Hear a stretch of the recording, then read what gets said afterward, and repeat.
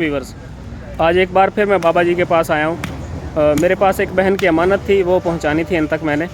तो 2-3 दिन से मैं इनको ढूंढ रहा था।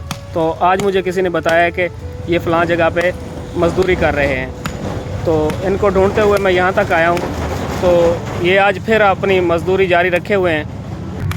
जब मैंने इनकी फ़र्स्ट टाइम वीडियो बनाई थी तब भी ये ऐसे ही मज़दूरी कर रहे थे, और वीडियो देखने के बाद कुछ लोगों ने बाबा जी की काफ़ी हद तक हेल्प की थी। अब एक बार फिर बाबा जी ने अपना हथौड़ा थाम लिया है और अपनी मज़दूरी जारी रखी हुई है। हमारी एक सिस्टर है नवीदा साहिबा, मैं उनकी अमानत लेकर बाबा जी के पास हाज़िर हुआ हूँ।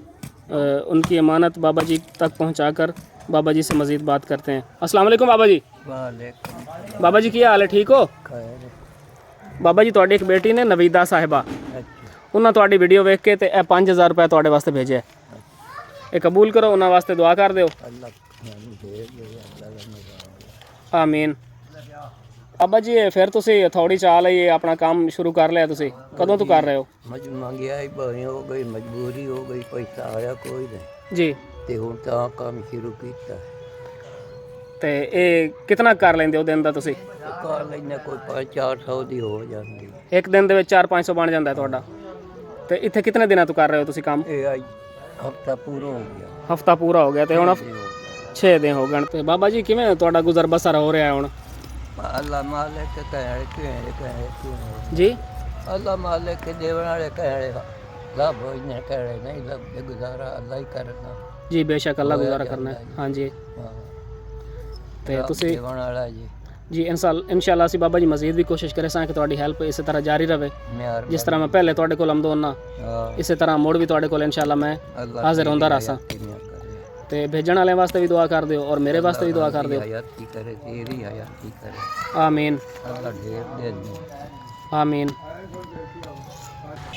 कितने अरसे तो तुसी अपनी मेहनत मजदूरी कर रहे हो? बहुत दिहाड़ी हो गए हस्पताल में, फिर 6 रुपये 7 रुपये दिहाड़ी देंगे। अगे दिहाड़ी करेंगे, मुड़ दिहाड़ी हो ही नहीं, फिर रोड़ी को चला। अच्छा बाबा जी अरदास रहने के उदों तो ये मजदूरी कर रहे हैं जिस टाइम 6 या 7 रुपये मजदूरी हाई एक दिन दी। वीडियो वेखण वाले वास्ते कोई पैगाम? हाँ जी, अगे मजदूरी अगे मिलते रहे, मोड़ छोड़ दिता है। हाँ जी। मोड़ जो मजदूरी शुरू कर ली, बहुत लेट हो गई, पैसे आए नहीं, इमदाद बंद हो गई। अल्लाह करे इमदाद होंदी रही तो मोड़ छोड़ दे। इंशाअल्लाह तुहाडी असी कोशिश करें कि इस तरह हेल्प होंदी रहे। हाँ जी हाँ जी, इस तरह होंदी रही तो मोड़ मजदूरी होंदी नहीं, तबीयत ही नहीं सही रहा, मजबूरी तो करनी पड़ती। नाजरीन बाबा जी आखरन के मजदूरी होंदी नहीं मेरे को, लेकिन मजबूरी नू मेहनत करनी पौंदी, मजदूरी करनी पौंदी है, इस तो बगैर गुजारा नहीं है।